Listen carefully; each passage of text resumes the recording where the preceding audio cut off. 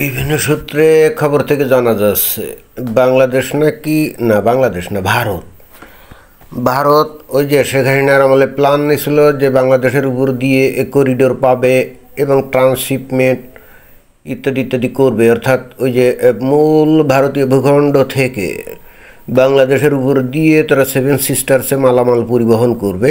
এবং ওই উদ্দেশ্যেই তো তারা ওই যে রেল যোগাযোগ যেটা করার যে প্রকল্প নিয়েছিল কত 5 থেকে 6 হাজার কোটি টাকা খরচ করে মনে হয়। তো ভারত তো হঠাৎ করে এগুলো বন্ধ করে দিয়েছে, হঠাৎ করে এটা বন্ধ করে দিয়েছে। এর অর্থ হচ্ছে এই যে ভারত কিন্তু এখনও সেই ট্রান্সশিপমেন্ট সুবিধা যেটা সেটা কিন্তু প্রকৃতপক্ষে এখনও ভারত কিন্তু অ্যাভেইল করেনি, অর্থাৎ ভারত এখনও কিন্তু সেই সুযোগটা পায়নি।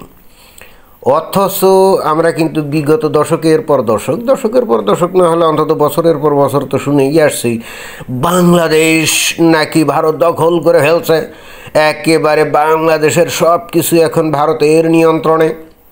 ভারতের মানে বাংলাদেশের পোর্ট, তারপরে রাস্তাঘাট সব নাকি ভারতীয় যে সমস্ত আছে গাড়ি টাড়ি আছে এগুলো ব্যবহার করে, এগুলো তো শুনে আসছি। কিন্তু বাস্তবে দেখা গেল এগুলো কোনো কিছুই মনে হয় করেনি, অন্তত করলে এতদিন তো এই ডক্টর মোহাম্মদ ইউনূসের সরকার তো এটা বলতো নাকি।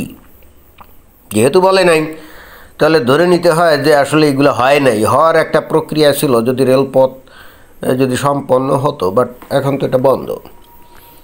তাহলে এতদিন বাংলাদেশের মানুষদেরকে তাহলে কি কমপ্লিটলি ভূগোল পড়ানো হয়েছে, অর্থাৎ কমপ্লিটলি মিথ্যা প্রোপাগান্ডা ছড়িয়ে তাদের মন মানসিকতাকে ধ্বংস করা হয়েছে এবং একই সঙ্গে ভয়ঙ্কর রকমভাবে ভারত বিরোধী করা হয়েছে। বিষয়টা তো তাই। এবং এর জন্য সবচাইতে বেশি ব্যর্থ কিন্তু শেখ হাসিনা, কারণ তার সরকারই কখনো এই সমস্ত বিষয়গুলো বলে নাই যে ভারত আসলে ওই ধরনের কোনো সুযোগ সুবিধে নেয় নাই, বরং বাংলাদেশি ভারতের ভূখণ্ড ব্যবহার করে মোটামুটিভাবে 5 থেকে 6 বছর ধরে এই যে ট্রান্সশিপমেন্ট ব্যবস্থা এগুলো তারা অ্যাভেইল করছিল, অর্থনৈতিকভাবে উন্নতি করছিল, অর্থনৈতিকভাবে লাভবান হচ্ছিল, ব্যবসায়িকভাবে লাভবান হচ্ছিল। ওই যে বাংলাদেশ থেকে গার্মেন্টস পণ্য ওই যে ভারতের কলকাতা বিমানবন্দরে বা অন্য বিমানবন্দরে নিয়ে গিয়ে তারপরে এই যে এয়ার কার্গো সার্ভিস সুবিধাগুলো নিত। এবং কেন নিত সেটাও কিন্তু অনেক পাবলিক এখন জানে, আগে জানতো না। বাংলাদেশ থেকে কার্গো সার্ভিস যদি এয়ার কার্গো সার্ভিসে মাল পাঠানো হয় প্রতি কেজিতে নাকি $6 থেকে $7 খরচ হয়, আর ভারত থেকে যদি এইটা পাঠানো হয় তাহলে প্রতি কেজিতে নাকি $2 থেকে $2.5 খরচ হয়, অর্থাৎ অর্ধেক। তো অর্ধেক যদি খরচ হয়, একজন 1000 কেজি যদি মাল পাঠায়, ধরুন সে কম মানে 1 টন যদি মাল পাঠায়, তাহলে সেখানেও মিনিমাম $2,500 কিন্তু তার সংস্থান হয়। তো $2,500 মানে কি প্রায় কত 3 লক্ষ টাকার মতো না? এ টাকা তো অনেক, এ টাকা তো একজন ব্যবসায়ীর জন্য অনেক না, অনেকই তো। তো বাংলাদেশি বস্তুতে এই ধরনের সুযোগ সুবিধা নিত। এখন ভারত তো এই সুযোগ বন্ধ করে দিয়েছে এবং এর প্রতি উত্তরে আজ পর্যন্ত বাংলাদেশ কিন্তু ভারতের কোনো ট্রান্সশিপমেন্ট সুবিধা বন্ধ করার ঘোষণা দেয় নাই। এর মানে কি? এর মানে হচ্ছে ভারত তো এই সুযোগ গ্রহণ করে না। তাহলে বাংলাদেশ এটা বন্ধ করবে কেমনে বলেন? করার তো কোনো কারণ নেই। আশা করি বাংলাদেশের মানুষ এতদিনে বুঝতে পারছে ব্যাপারটা। এই বিষয় নিয়ে তো আগে অনেক ভিডিও আমি করেছি যে ভারত এই কাজটা করছে বস্তুত বাংলাদেশের মানুষকে জানান দেওয়ার জন্যে যে বাংলাদেশের মানুষ ভারত সম্পর্কে এতদিন যা জানতো এগুলো ডাহা মিথ্যা কথা। অর্থাৎ ভারত বাংলাদেশ থেকে তেমন কোনো সুযোগ সুবিধা নেয়নি, নেয়ার প্রক্রিয়ায় ছিল। বাট বাংলাদেশ অলরেডি গত 5-6 বছর ধরে সেই সুযোগগুলো গ্রহণ করে এবং এখনও পর্যন্ত বাংলাদেশ কিন্তু ওই যে ভারতের ভূখণ্ড ব্যবহার করে নেপাল এবং ভুটানের সাথে কিন্তু এখনও করে আর কি, ব্যবসা বাণিজ্য করে। ওই সুযোগ কিন্তু বন্ধ করেনি। ডক্টর মোহাম্মদ ইউনূসের সরকার এখনও কেন এই ভারতকে যদি বাংলাদেশ কোনো ট্রান্সশিপমেন্ট সুবিধা টুবিধা দিয়ে থাকে সেগুলো বন্ধ করে না কেন? তার কারণ হচ্ছে আসলেই তো ভারত সেই সুযোগগুলো গ্রহণ করে না, অর্থাৎ নিয়মিতভাবে করে না। শুনছিলাম নাকি পরীক্ষামূলকভাবে কিছুদিন দেখছিল যে কি হাল হকিকত, মনে হয় চিটাগাং বন্দর টন্দর ব্যবহার করে এগুলো করছিল। বাট এটা কিন্তু বাণিজ্যিকভাবে এখনও চালু হয় না। তো বাণিজ্যিকভাবে যদি চালুই না হয় তাহলে অন্তর্বর্তীকালীন সরকার অর্থাৎ ডক্টর মোহাম্মদ ইউনূসের সরকার তো এটা বাদ দিতে পারে না। বিষয়টা কিন্তু খুবই গুরুত্বপূর্ণ, তাই না? অর্থাৎ একটা জাতিকে কিভাবে মিথ্যা প্রোপাগান্ডা ছড়িয়ে একেবারে পার্শ্ববর্তী একটা বিশাল দেশের বিরুদ্ধে বিষোদ্গার করানো যায়, ভয়ঙ্কর রকমভাবে বিদ্বেষী করে তোলা যায়, তার একটা উৎকৃষ্ট নমুনা কিন্তু বাংলাদেশ। খেয়াল করে দেখেন, এ পর্যন্ত যত ব্লগার, এই যে বিএনপি, তারপরে জামাত সহ যত দল আছে, মানে আওয়ামী লীগ বাদে, প্রত্যেকেই কিন্তু এই বক্তব্যগুলো কিন্তু দিয়ে আসতো যে ভারত বাংলাদেশের থেকে খালি সুবিধা নিতেই আছে, নিতেই আছে, নিতেই আছে। তো এখন তো আওয়ামী লীগ সরকার নেই, এবং এই দোষটা দিত আওয়ামী লীগের উপরে যে আওয়ামী লীগ বাংলাদেশকে ভারতের কাছে বিক্রি করে দিয়েছে, তাই না? তো এখন তো আওয়ামী লীগ সরকার নাই, শেখ হাসিনা নাই, তো এখন ডক্টর মোহাম্মদ ইউনূস তার সরকারের তরফ থেকে এটা প্রকাশ করে না কেন? কি বাংলাদেশকে কি বিক্রি করে দিয়েছে, ভারত কি সুবিধা নেয়? আজ পর্যন্ত কিন্তু আমরা শুনি নাই।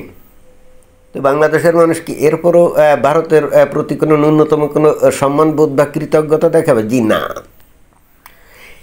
এবং এই হেতু এখন ভারত একটা দারুণ সিদ্ধান্ত নিয়েছে, যেটা আমার কাছে পছন্দ হয়েছে। তাদের বাংলাদেশ তাদের বন্ধু রাষ্ট্র হবে চিরকাল, এটা তাদের ভুলে যেতে হবে। তাদের ভুলে যেতে হবে যে এইটা ইউরোপীয় ইউনিয়নের দেশ না, যে একটা দেশ থেকে অন্য দেশে মাল নিয়ে ঢুকে পড়বে বা চলাচল করবে, ভিসা লাগবে না, পাসপোর্ট লাগবে না, কিচ্ছু লাগবে না। বাংলাদেশ আর ভারতের মধ্যে এই ধরনের সম্পর্ক কোনোদিনও হবে না। এতদিন ধরে যে ধরনের সম্পর্ক, যে বন্ধুত্বপূর্ণ যেটা ছিল বলে বলা হয় শেখ হাসিনার আমলে, এটা ছিল কৃত্রিম, জোড়াতালি মার্কা। মুসলমান এবং অমুসলমানদের মধ্যে বন্ধুত্ব হয় না, এটা হলো কমপ্লিটলি, যদি কেউ বলে যে না হয়, এগুলো হলো ভুয়া কথা। ক্লিয়ার? অনেকে বলবে যে কেন আমেরিকার সাথে সৌদি আরবের বন্ধুত্ব আছে না? আরে ভাই, এখানে আমেরিকার যতটা না স্বার্থ, ওই সৌদি আরবের রাজপরিবারের স্বার্থ তার চাইতে বেশি। তাদের ক্ষমতায় টিকে থাকতে হবে না, এই জন্যে তারা আমেরিকার ওখানে গিয়ে তারা ধর্ণা দেয় যে আমাদেরকে বাঁচাও বাঁচাও। এখানেও কিন্তু ওই মন থেকে যে বন্ধুত্ব, এইটা কিন্তু না। বাংলাদেশের অবস্থাও তাই। বাংলাদেশের মুমিন মুসলমানরা ইহজিন্দেগিতে কোনোদিনও ভারতের বন্ধু হতে পারে না, কারণ ভারত হলো হিন্দু রাষ্ট্র, তাই না? বাংলাদেশ হলো মুমিন মুসলমান রাষ্ট্র। তো হিন্দুরা ধর্মীয়ভাবে অত উগ্র না, এবং তারা তাদের ধর্ম সম্পর্কে অত জানেও না, সচেতনও না। কিন্তু মুমিন মুসলমানদের ক্ষেত্রে বিষয়টা তো ভিন্ন। তারা তো সব কিছু কিন্তু ধর্মীয়ভাবে কিন্তু বিচার করে, ব্যাখ্যা করে, এবং তাদের কাছে ধর্মটাই আসল, তাই না? এবং তাদের ধর্ম তাদেরকে শিখায় যে কোনো অমুসলিমদের সাথে, বিশেষ করে মুশরিক অর্থাৎ হিন্দুদের সাথে তো দোস্তালি করা যাবেই না। এবং ঠিক সেই কারণে এই বাংলাদেশের লোক এই যে 71 সালে ভারত যে স্বাধীনতা যুদ্ধে সাহায্য করছিল, এটা কিন্তু তারা ভুলে যেতে চায়। কারণ এইটা যদি মনে রাখতে হয়, তাহলে তার জন্য ভারতের কাছে কৃতজ্ঞতা দেখাতে হয় না। তো ভারতের লোকজন কি মুশরিক? তো মুশরিকদের কাছে কি খাঁটি মুমিন মুসলমানরা কি কখনো কৃতজ্ঞ হতে পারে, কৃতজ্ঞতা দেখাতে পারে না? এই জন্য তারা আর্টিফিশিয়ালি এই 5 আগস্টকে নতুন স্বাধীনতা দিবস হিসেবে পালন করার অনেক চেষ্টা করছে, যাতে ভারতের কৃতিত্বকে মুছে ফেলে দেওয়া যায়। বোঝা গেছে? অতএব এটা কিন্তু ভারতের নেতাদের ব্যর্থতা, তাদের সরকারের ব্যর্থতা। তারা এই মুমিন মুসলমানদেরকে আসলে চেনে নেই। এটা আমার মনে হয় যে তাদের রাজনীতিবিদদের একটা বিশাল ব্যর্থতা। হ্যাঁ, তারা বুদ্ধিস্ট কান্ট্রির সাথে, খ্রিশ্চিয়ান কান্ট্রির সাথে, তারা এমনকি একটা নাস্তিক কান্ট্রির সাথেও কিন্তু বন্ধুত্ব করতে পারে, সেটা দৃঢ়তা পাবে, কোনো সমস্যা নেই। বাট মুসলিম দেশের সাথে তাদের বন্ধুত্ব হতে পারে না। ইটস কোয়াইট ইম্পসিবল, একেবারে কোয়াইট ইম্পসিবল। এবং সেইটা বুঝতে পেরে এখন যে ভারত কি বলছে, তারা নেপালের ওই অঞ্চল অর্থাৎ শিলিগুড়ি করিডোরের ওই জায়গায় যদি নেপালের ভিতর দিয়ে তারা রেল লাইন তৈরি করতে পারে, তাহলে তারা খুব ইজিলি তারা 7 সিস্টার্সে মালামাল নিয়ে যেতে পারে। যদিও তাতেও একটু খরচ টরচ বেশি হতে পারে, কিন্তু ভারতের আসলে পার্মানেন্টলি ওই সলিউশনেই যেতে হবে। যতদিন বাংলাদেশ নামক দেশটা মুমিন মুসলমানদের দখলে থাকবে, এবং বাংলাদেশের মানুষ যতদিন মুমিন মুসলমান হিসাবে উগ্র ধর্মান্ধ থাকবে, ততদিন ভারত কোশ্চিনকালেও এই চিন্তা করতে পারে না যে তারা ভারতের মধ্য দিয়ে কোনো সুযোগ সুবিধা নিবে। জি না, বরং উল্টো, বাংলাদেশের মানুষ অলওয়েজ ভারতের থেকে সুবিধা নিতে চাইবে এবং নিবেও। নেয়ার পরেও কিন্তু কৃতজ্ঞতা স্বীকার করবে না, এবং এটা প্রসারই করবে না। যেমন এই যে বাংলাদেশ গত 5 বছর ধরে ভারতের ভূমি ব্যবহার করে এই যে ব্যবহার করতো না ট্রান্সশিপমেন্ট সুবিধা, ভারত যদি এটা বন্ধ করে না দিত, তাহলে তো বাংলাদেশের পাবলিক জানতোই না। বাংলাদেশের পাবলিকের মধ্যে 100 জনের মধ্যে 99.99% লোকজন এটা জানতোই না। এবং আমি নিজেও জানতাম না ভারত যদি এটার বন্ধ না করতো। এখন এই যে 5 বছর ধরে এই যে সার্ভিসটা ভারত দিল খুব অল্প মূল্যে হয়তো বা, তার জন্য বাংলাদেশের মানুষ কি ভারতের কাছে কৃতজ্ঞ নাকি? জি না, কৃতজ্ঞ না। এইটা ভারতের মানুষদেরকে বুঝতে হবে, ভারতের রাজনীতিবিদদেরকে বুঝতে হবে। তারা যদি মনে করে বাংলাদেশে কোনো একটা সরকার তাদের সাথে ভালো সম্পর্ক রাখছে বলে বাংলাদেশ তাদেরকে করিডোর দেবে, অমুক দেবে, সমুক দেবে, জি এটা মারাত্মক রকম ভুল। যদি এই উদ্দেশ্য নিয়ে তারা যদি বাংলাদেশে কোনো ইনভেস্টমেন্ট করে, এটা পুরা পানিতে যাবে। যেমন এই যে $5,000 কোটি ব্যয়ে তারা যে রেলপথ তৈরি করার যে প্ল্যান নিয়েছিল না, এটা এখন ভন্ডিল হয়ে গেছে না? এখানে নিশ্চয়ই অনেক টাকা পয়সা খরচ হয়ে গেছে না? তো এগুলো কি সব পানিতে গেছে না? এবং বাংলাদেশে আরও যত ইনফ্রাস্ট্রাকচারে যে ভারত তৈরি করছে সবই কিন্তু পানিতে গেছে, সবই কিন্তু একেবারে পুরা ফি সাবিলিল্লাহ হয়ে গেছে, বুঝছেন? একেবারে পুরা মানে একেবারে এ থেকে ভারত কিন্তু আর কোনো ফিডব্যাক পাবে না, কোনো রিটার্ন পাবে না। ভারতের রাজনীতিবিদদের এটাই হলো ভয়ঙ্কর রকম ব্যর্থতা। তারা আসলে জানে না যে মুমিন মুসলমান কী জিনিস এবং তাদের বিশ্বাস কী জিনিস, এবং তাদেরকে যে কোনোভাবেই বন্ধুরূপে পাওয়া যায় না, গ্রহণ করা যায় না। হয়তো সাময়িকভাবে উপরে বন্ধুত্ব দেখাতে পারে, কিন্তু মন থেকে যে কোনোদিনও তারা বন্ধুরূপে অমুসলিমদের গ্রহণ করে না। সুযোগ পাইলেই যে তারা তাদের আসল মূর্তিতে ফিরে যায়। অন্তত বাংলাদেশের মানুষদের চেহারা দেখার পরে ভারতের রাজনীতিবিদদের নিশ্চয়ই টনক নড়ার কথা। এবং ভারত যদি এরপরেও যদি কোনো দিন ভবিষ্যতে বাংলাদেশের ভিতর যে কোনো ট্রান্সশিপমেন্ট সুবিধা টুবিধা ইত্যাদি আশা আকাঙ্ক্ষা করে, এটা তাদের জন্য হবে ভয়ঙ্কর রকম একটা ভুল কাজ। এবং সেই যে ইনভেস্টমেন্ট যাই করবে এটা কিন্তু পুরো পানিতে যাবে। অতএব 7 সিস্টার্সের উন্নতির জন্য তাদের হয় ওই যে নতুন যে সিস্টেম তারা চালু করতে যাচ্ছে, যেটা শুনলাম নেপালের ওখান দিয়ে যেটা তারা করতে চায়, this is the wisest decision by Indian leaders.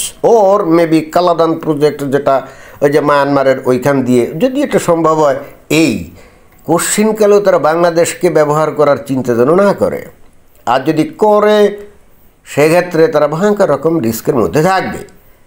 আর আরেকটা জিনিস খেয়াল করতে হবে, বাংলাদেশের যে দলই থাক ক্ষমতায়, তারা ভারতের ভূমি ব্যবহার করে তারা যত সুযোগ সুবিধা নিক না কেন, তারা কিন্তু কখনোই ভারতের প্রতি কৃতজ্ঞতা স্বীকার করবে না। সেটাও তাদের বুঝতে হবে। তারা বলবে কি জানেন, কেন আমরা কি ভারতের এয়ারপোর্ট অথবা ভূমি মাগনা ব্যবহার করি নাকি? আমরা তো টাকা দিয়ে ব্যবহার করি, বুঝছেন? তারা কিন্তু এটাই বলবে। এই যে বাংলাদেশ থেকে লাখো লাখো যে রুগী ভারতে চিকিৎসার জন্য যায় না, এরা কিন্তু মোটেও কৃতজ্ঞ না ভারতের প্রতি। তারা কি বলে জানেন, আমরা কি ভারতে মাগনা চিকিৎসা করে নাকি, বুঝছেন? এই হলো বাংলাদেশের মানুষের মন মানসিকতা। আমি জানি না এখনও ভারতের রাজনীতিবিদরা এটা বুঝছে কি বুঝে নাই। বুঝে থাকলে ভালো, না বুঝলে ভবিষ্যতে তাদের খেসারত দিতে হবে, কিছুই করার নেই। ধন্যবাদ।